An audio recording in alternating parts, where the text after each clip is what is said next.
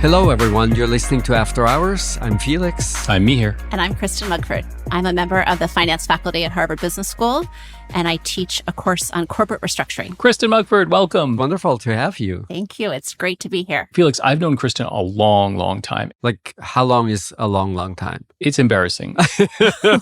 Kindergarten? It's in the decades, let's put it this way. But like fine wine, we just improve with age. Oh. Exactly. So in addition to being one of the smartest people I know, she's also incredibly sunny and positive. And yet, Felix, she's spent her career thinking about bankruptcy and distress. It feels, Kristin, like a total mismatch between a personality type and an area. Does it ever feel like you should have gone into venture investing or something like that? No. I think the misnomer about bankruptcy is that bankruptcy I describe as about healing sick companies. So we often think about bankruptcy as liquidating businesses, but really it's about being a trauma surgeon for companies. So I like to be optimistic and believe that we can use bankruptcy to make companies healthier. See what she's just done, Mihir? Exactly. Even the positive spin on bankruptcy. Exactly. I love it. There's no way to do away with a sunny disposition. That's great. And so I'm guessing, Kristin, you brought a sunny topic? I brought a topic about bankruptcy. Yes. So I'm looking forward to talking about one of the very hot topics in bankruptcy right now, which is about mass torts. So how companies are using bankruptcy to handle situations where their products have made people sick. Ooh, So this is like Johnson & Johnson, Purdue Pharma. Exactly. Yeah. Okay, great. And Felix, what did you bring? I would love to talk about luxury markets and what's happening in luxury markets, how prices move, how customer habits change. Nice. Let's do it. From bankruptcy to Birkin bags.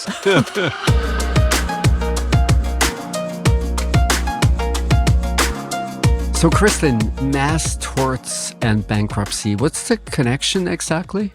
So when we think about bankruptcy, we often envision companies that are having really significant financial problems. They're losing money, they're running out of cash. I want to talk today about a different way that companies are using bankruptcy, and I'm really curious to get your thoughts on it. And this has to do with all the lawsuits that arise when it turns out that a company's products hurt people. So one good example of this is Johnson & Johnson. So Johnson & Johnson had lots of lawsuits that alleged that their talcum powder caused cancer. Right. They've won some of these suits, they've lost some of these suits, but the number of suits is now in the thousands. So what Johnson & Johnson decided to do is they decided to take all these claims, put them in a subsidiary, and then file this subsidiary for bankruptcy.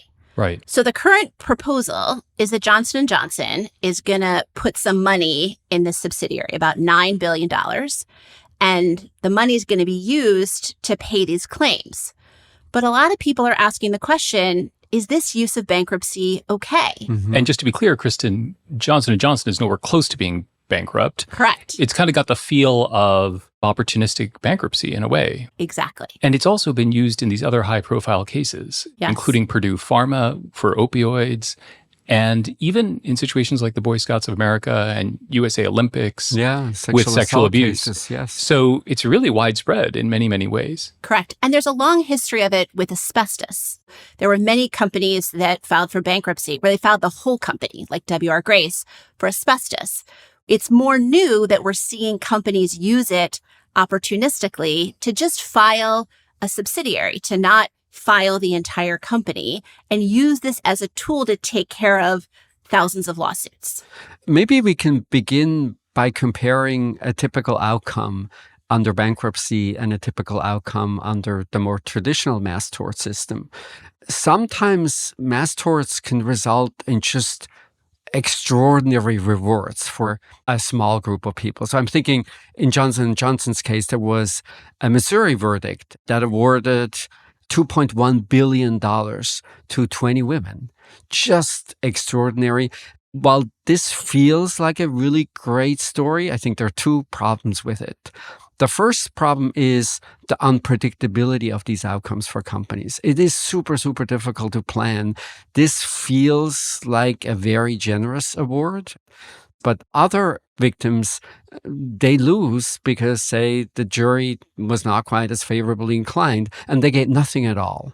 One of the advantages, I think, of bankruptcy procedures is that generally these procedures are pretty good at divvying up up the awards in an even manner. So it doesn't matter so much, did you file early, did you file late? What people get feels like a fair outcome. Yeah, this is exactly right.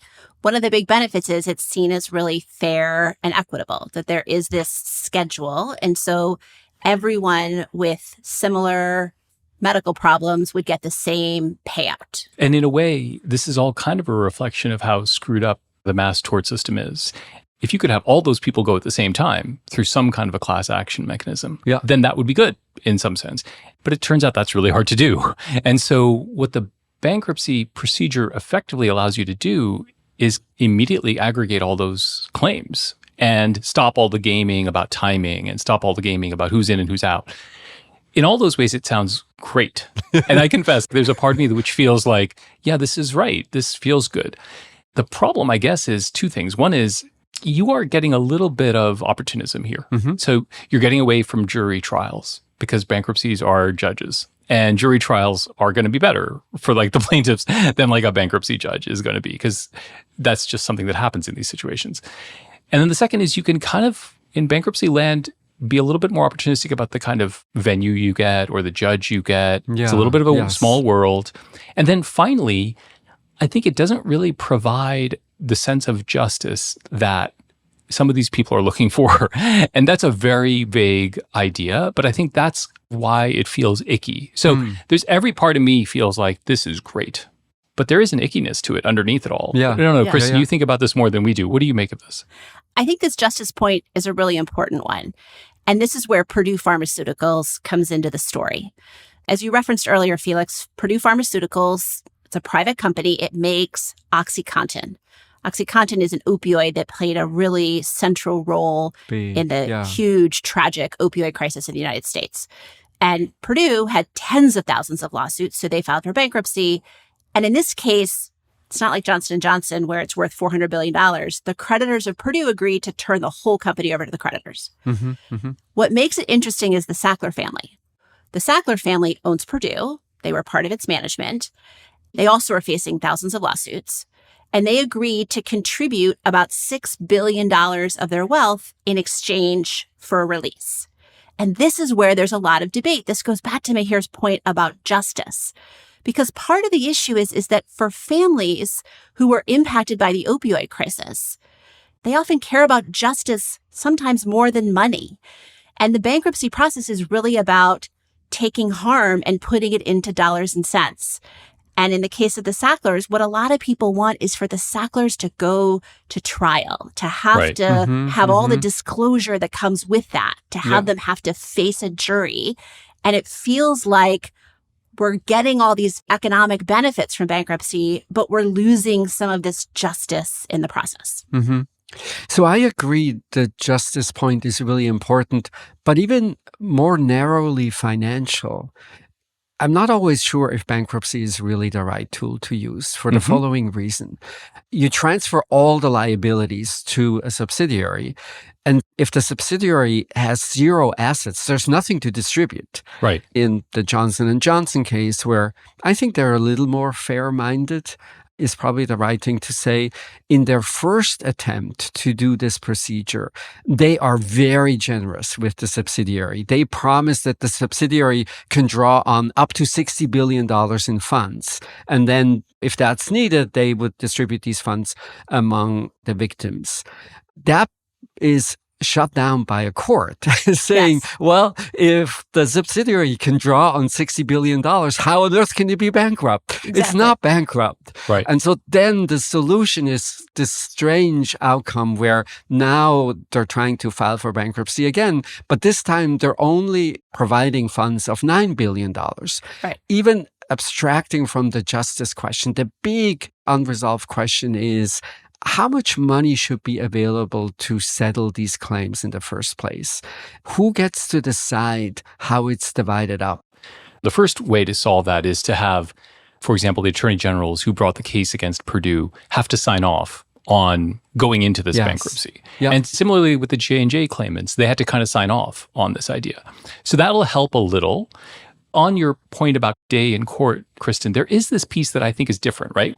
There are these weird third-party releases that you highlighted, Kristin. It only happens in bankruptcy. We basically immunize the Sackler family against any civil claims against them if they go and do this $4 or $6 billion spending on public health campaigns. I don't know. That was kind of gross, I thought. I kind of get the idea of J&J doing this thing, and then maybe we have to watch out, Felix, for making sure that it's done in a way that the claimants want. But the third-party release is super weird to me. And that's the part I'm not sure if I like. Right. And it only happens in bankruptcy land, where you can just say, we're releasing all these people from any liability claims forever. What makes the Purdue case also complicated is that the Sacklers have disclosed that their net worth is around $11 billion, and they're contributing about 6 of it. Right. So a lot of people would say, well, why not 8? Why not 10? Why not all of it? There's a lot who say like they really caused a lot of harm. Well, the challenge is that the Sackler family is a big family. They live all over the world. Their money is held in trusts. And so there's this thorny question of how much money realistically could we get if we went through this whole mass tort trial process? Yes, we might feel like we get more justice, but maybe in bankruptcy, they're willing to come forward with more money because they get this third-party release. Although it feels icky, it actually is a way to contribute more money, that net, we end up with a bigger pot to be able to put towards these claims. The other interesting question, which you've hit on a bit here, Mihir, is who wins in this bankruptcy? So we talked about how maybe it's better for the claimants.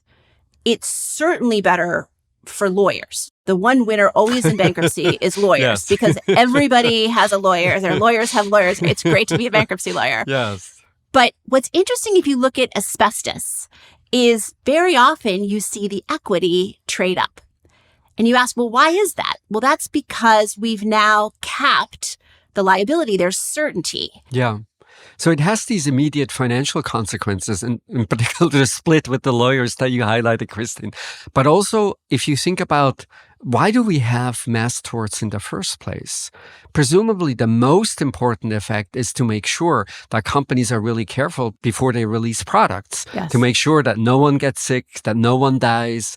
And just like the equity trade up, you can imagine that now knowing that, oh my God, the worst of all circumstances where the entire company is pushed into bankruptcy because we made a horrible mistake, the moment that single biggest worry goes out the window, you can imagine a cynical company now thinking, well, mass torts used to be a really big problem. And as a result, we made extra sure that all our products were safe. And now that's no longer the case.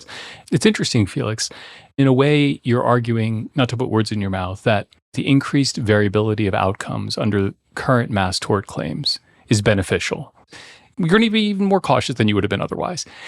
That's interesting. I mean, I think, just to be clear, no one's going to get off scot-free here. The plaintiffs have to sign up to do this. And absolutely the really bad stuff happening, where you create this little box and you put a penny in it, and then you put all the liabilities in it.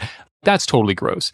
If you have guardrails against that, it feels like it's just going to be more certain, which has got to be in this a benefit to everybody, because it's not just capping the liability. Capping liability is the thing that makes everybody get worried when we use that language. So in a way, it is really about the certainty. Because I think, Felix, you're making a case for variability. Yeah. But usually we make cases for certainty over variability. Can I push back against that? So if you look at the details of the J&J case, where do the $9 billion come from? That's a negotiation between J&J and the law firms, where their target number was to have something like 75% of the representatives of the claimants be in agreement with the $9 billion figure. Right. I think you're right in that it produces more certainty, and that might be valuable to all the parties. But at the same time, given the incentive structure, given just how lucrative this is for the law firms that are involved in this, are the incentives really that they're leaning out the window? Or isn't it best for these law firms to say, look, if we can do this relatively quickly and we get paid and the pay is not so bad? They actually thought it could be up to $60 billion. And now, if all works well, they get away with $9 billion. that's more than just reducing variability. That reduces the mean and variability at one at the same time. Yeah. All those crazy incentives are there in the mass tort situation too. Yeah, Lawyers that's true. making Yes, weird yeah, decisions. Yeah, you're right about that. I think one of the challenges, you keep hitting at a 75% point. That's because you typically need 75% of these mass tort claimants to agree in a bankruptcy. Mm-hmm. So you could say one benefit is we're going to pick the outcome that the 75% of the majority agree with. But that means 25% don't get their day in court, that they vote no. And there is some trade-off here in choosing a little more certainty, maybe a little more equity. But in doing so, we kind of take away what feels like this basic right to have your day in court as an individual in this mass tort system. And there's some discomfort there, I think. Right. Personally, I think while bankruptcy is not a perfect process, it's the best we've got. So in a choice between using this tool and making sure that we have lots of people agreeing to the plan, that we're really thinking about future claimants, then I think it's a lot better than the vagaries of the mass tort system.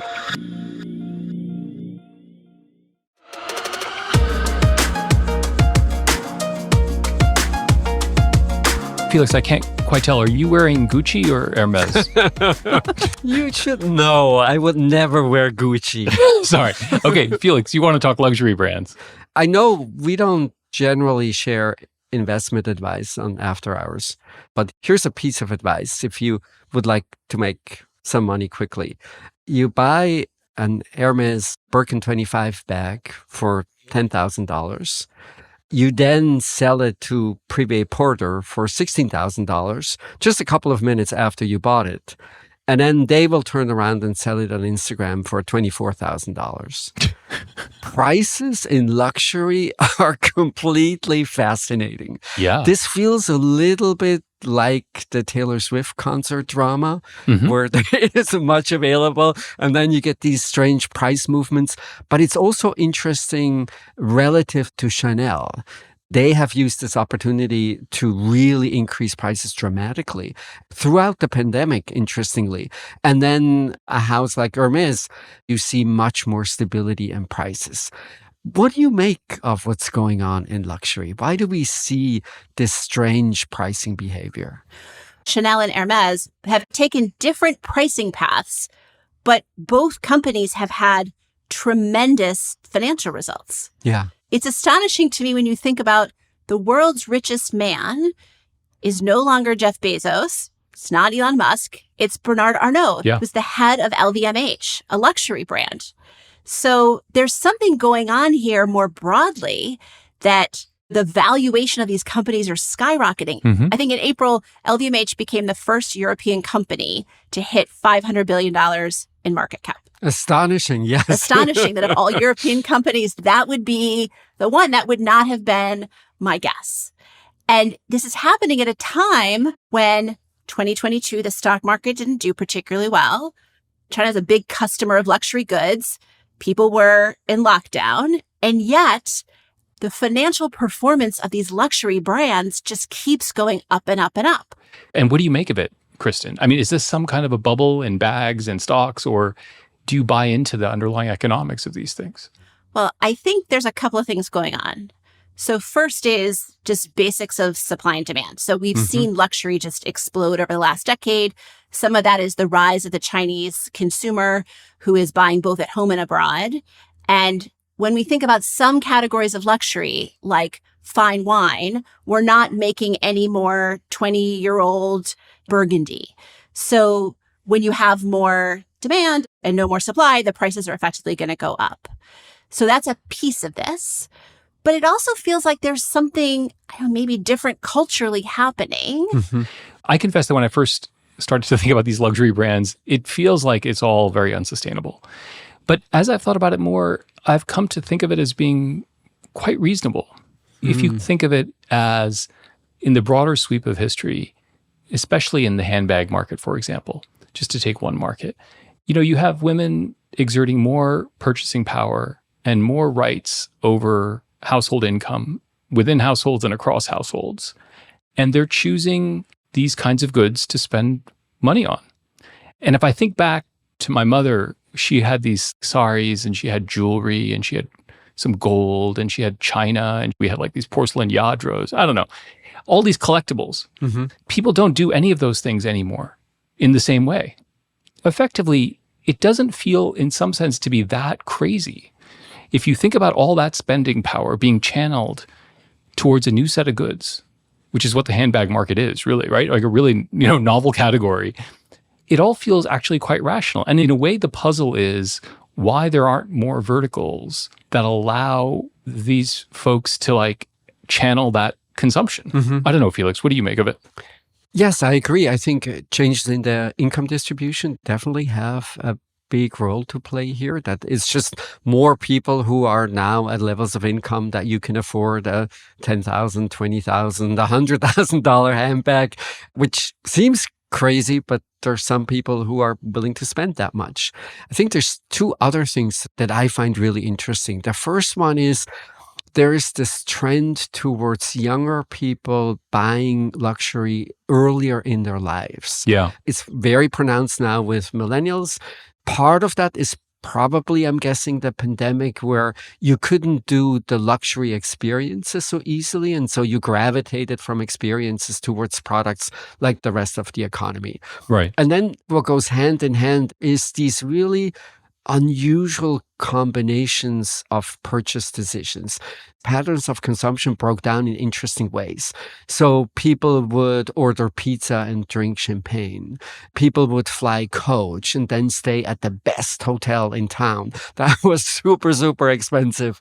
And I think this loosening of the category coupled with the pandemic and lots of people having the kinds of income that is necessary to play in this market, those three things in some sense conspire to now produce, as you point out, Kristin, just much more demand than we have supply. It feels like, Felix, though, you're telling a little bit of a story about people wanting to treat themselves coming out of the pandemic. Yes, I think that's right. We were all locked up and we deserve something luxurious as a reward for having survived the pandemic.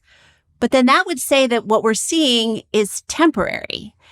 And my instinct is that there's something more fundamental going on here. I think to your point, Mihir, about collectibles, these companies have been brilliant in tapping into the desire of humans to collect things. So whether it was baseball cards or you talked about China or figurines, they market in a way to make the thrill of the hunt very exciting. Mm-hmm. You can't walk into an Hermes store and buy a Birkin bag. There's a whole elaborate dance that goes on of building a relationship and hopefully getting offered one. And it's really creating this excitement around collecting. Part of what you're seeing is that luxury has just gotten better at being a collectible than perhaps it has been in the past. I think what's particularly interesting to me about that and Felix's point about this loosening, which I think is a very deep point about consumers are no longer like the Upper East Side socialite who is going down Park Avenue to visit Hermes, but there's a lot of different people buying.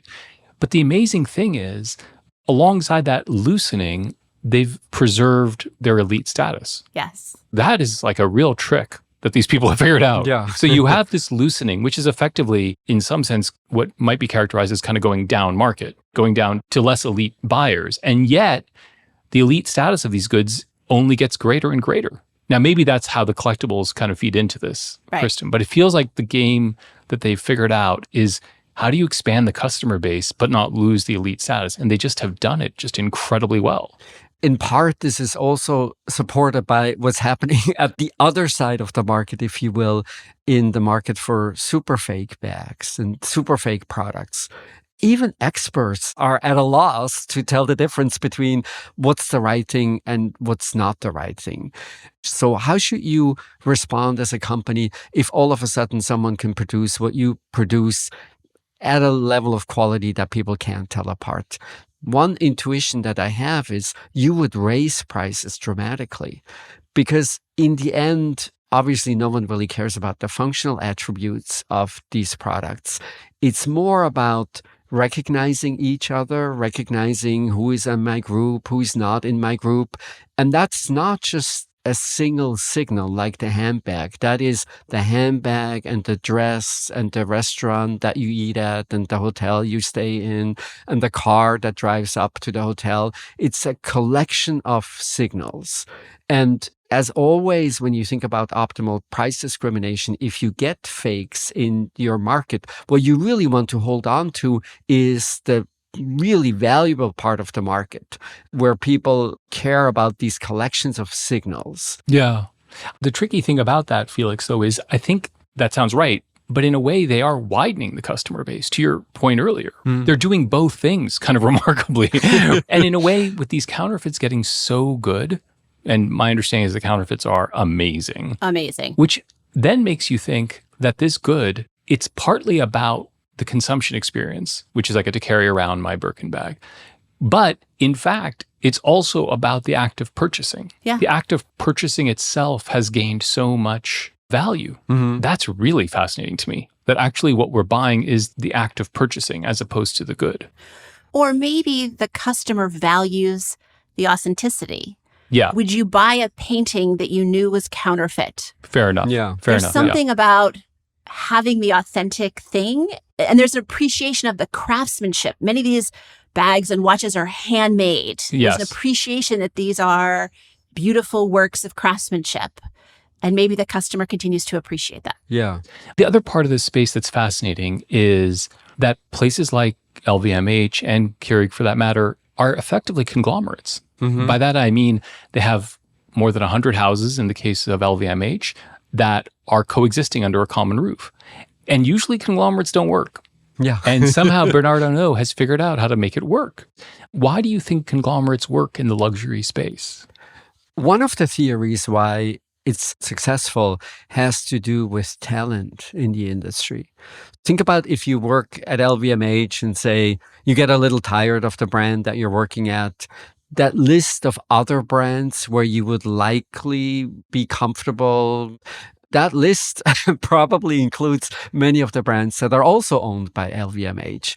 So there's a little bit of a walled garden phenomenon where the best opportunities now sit inside these conglomerates. It's very hard for an upstart luxury brand to get the kind of cachet, to get the kind of reputation that some of these older names have. And as a result, the very best people, I think they often gravitate towards the brands that are owned by the big guys and as a result do better work. There's a little bit of research from fashion and luxury insiders, annual judgments about who comes up with the most amazing products.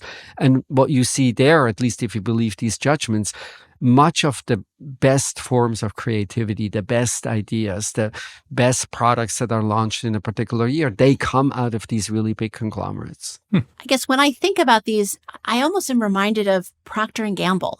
Are these conglomerates or are these just companies that do a great job of managing a portfolio of consumer brands and share some synergies behind the scenes, and that this is just the P&G of today, but more expensive and in Europe? Wow.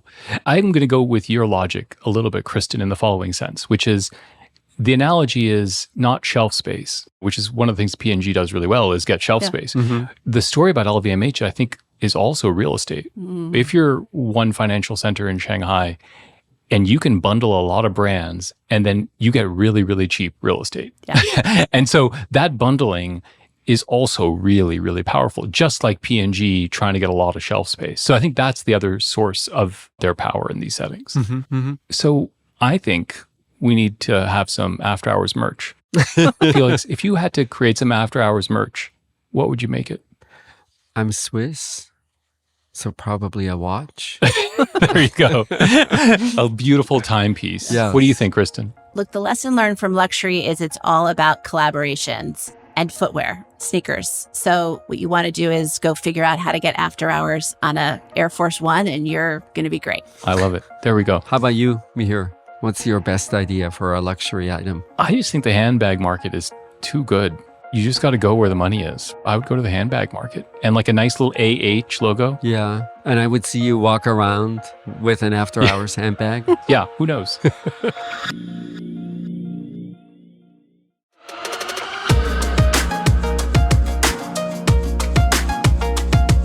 So, Kristin, recommendations. What do you have for us? Okay. My recommendation is Formula One. Ooh. Now, many of your listeners are already huge fans of this, but this is a recommendation for anyone who was like me 18 months ago and said, you've got to be kidding me. This involves cars racing around a track. I love Formula One. And yes, my entry was the Netflix show Drive to Survive. I never would have expected, any of you who know me, that this would be my passion. It is this exciting intersection of science and sports. Mm-hmm. You have all these engineers and aerodynamicists who are developing the fastest cars in the world. And then you have drivers that show incredible athleticism and pull 6 Gs around corners for 2 hours at a time. They do pit stops in 2 seconds. There's race strategy and unpredictability. It's awesome. Check it out. Wow. Growing up, my brother was a big Formula One fan. We didn't really watch that much television during the day, but I have these memories of Sundays with the sound of engines somewhere in the background. This is me now. All my friends are completely flummoxed that I, of all people, have become a Formula One addict, but I am now drafting my daughters, my friends, we're all into it. And all listeners on After Hours. Exactly. That sounds fantastic. Yeah. Felix, what did you got? Have you watched American Born Chinese? No. No. It is an amazing show. So it's a coming of age story of a second generation Chinese teenager going to high school, trying to adjust. It's mostly a white high school. He's one of the very few Chinese students. And then it's mixed with everything else you associate with Chinese culture. So there's martial arts, there is mythology. It borrows heavily from the 16th century novel Journey to the West. And it jumps back and forth in completely unpredictable ways. Sometimes the gods are in Godland and in garb. And then next thing you know, the gods show up for a fight in the high school. And part of, I think, what's really fascinating is it doesn't take time to explain elements of Chinese culture. It just takes them as given. And the dialogue is sometimes in Chinese, sometimes in English, and it goes back and forth in unpredictable ways. The storyline is really hard to follow because it jumps in various directions at any moment in time, but it's such a joy to watch. Sometimes there's the show where I have a sense, oh my God, they created this just for me. And this is definitely one of these shows where I felt like, oh my God, where have you been all my life? It is amazing. So American Born Chinese on Disney+. That sounds fantastic. That sounds great. I was going to go with the new season of Happy Valley, but our last conversation triggered a thought that I just want to instead use, although I did kind of sneak in the American launch of Happy Valley. Yes, of course. But my real recommendation is, loyalty programs are wonderful. I like loyalty programs a lot, but they've gotten so tired and boring. And I recently flew on KLM. And I don't know if you've ever flown on KLM in business class, but they give you a little Delft house filled with Dutch gin. And they have about 110 of them. And that every time you take a trip, you get to pick one. There is no way to purchase them. So they've become collectibles. And I have to tell you, first, it brought back this deep memory, which is that my father, when he would travel, would bring them home. Right. And I remember that. And it created this just intense feeling when I was able to pick my own. So this is an old program. It's 70 years old. Wow. And they have continued it to today.